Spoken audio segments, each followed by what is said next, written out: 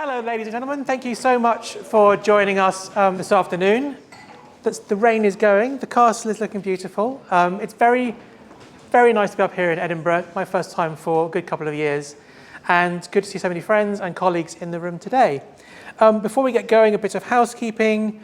I don't believe there is any fire drills planned. So if you need to leave, there's the fire exit behind you. And the facilities are just outside. If you need anything from one of the team, Ellie Savet is there in the grey dress who can help you, or myself, or one of the team, or Leon at the back there. And we've got, I think, drinks and nibbles afterwards, so do stay and join us for a chat. We probably won't stop for Q&A during the course of the sessions. We'll just go straight through, and then we'll have a bit of a chat and a catch-up afterwards. So I'm Alex. I'm the Managing Director for Landmark Geodata.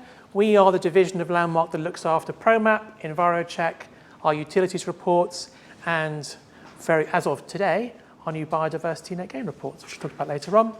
And we also work to provide geospatial data both across Landmark Group, but to our customers directly via APIs or batch deliveries or alert services. And our team work hard to create kind of custom delivery for people who want data particularly in a particular way.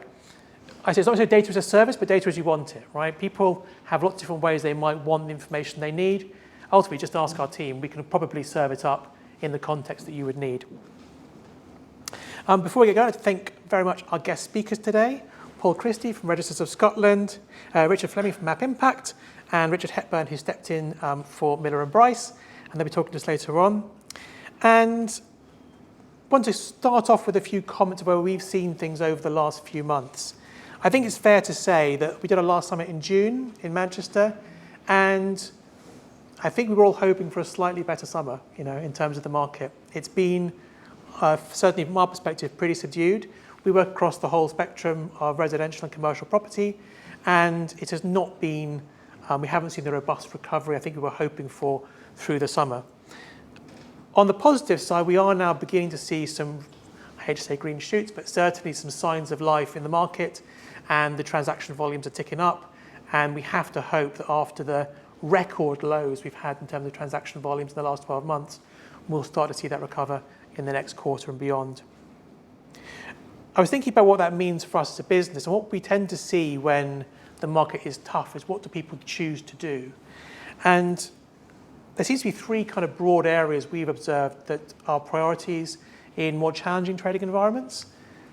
Obviously, first and foremost is driving efficiencies. People look at where they can save money or improve their processes or do things better, because actually a small saving to the bottom line can make a big difference to your profitability of your business. And we're seeing that quite a lot in conversations that our consulting team is having with customers who are trying to improve how they do things. We're also a business, we can't necessarily just slash our costs. We've got price we need to maintain, but we can do things better for people. And we've done, as a good example of this, we were talking to the design teams of a major house builder, and they said, so they get mapping data from us, they order digital utilities overview plans, they order terrain 5 data from Ordnance Survey, a few different things. And it turned out they were taking all this stuff and sticking it into a CAD plan. But actually they had to go to each and every one of these services, place an order, generate the order, download the data, georeference it in their CAD environment. And we said, well, why don't we do that for you? Because then you can order one file from us, pay the same amount of money that reports cost anyway, but we'll do that work for you and serve you up a single file, either in DWG if you're a CAD user, or in Shape or GeoPackage if you're a GIS user, and you've got effectively a conceptual site model ready to go with all the constraints data. And it's a good example. If it doesn't change anything fundamentally economically, but it makes people's lives a lot easier. That's hours of work that's saved, and we found that's a really interesting way to go about some of those challenges. Similarly, we've been working with the team around EnviroCheck and GIS outputs of that, and how that can be done in a way that's really slick and effective to make that usable for GIS users. And Catherine's going to demo that later on, so I won't steal her thunder. But that's a good example of how people are looking at efficiencies to overcome the challenging environment. The second thing we've noticed is people focus on stuff they have to do, and legislation is a key part of that. We're going to talk about biodiversity. Obviously, the Biodiversity Net Gain, the Environment Act, is applying to England, so talking about it in Scotland isn't brilliant. But we do think it's a good example of how legislative change drives behaviour, and the Environment Act in England is going to, every developer is going to have to demonstrate biodiversity net gain. So every organisation in this room, whether operating in the UK, is looking at how to deliver biodiversity net gain. And we're looking at in Scotland too, what will that look like in terms of the Scottish regimen. But those are things people can't avoid to do. If you have to abide by legislation, you're going to prioritise the stuff that you can't avoid doing.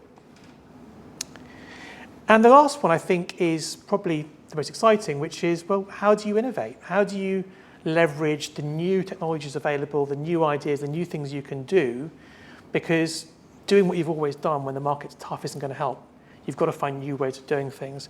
And I think that's a really fantastic opportunity to hand over to Paul, because Register of Scotland has been doing some really interesting work around how to leverage technology to really improve the way in which they do things. So I'm going to hand over to Paul in a second, but in the meantime, I hope you have an interesting session today. Really look forward to catching up with you afterwards for a coffee or a drink or a nibble. And yes, I hope you have a good session. Thank you.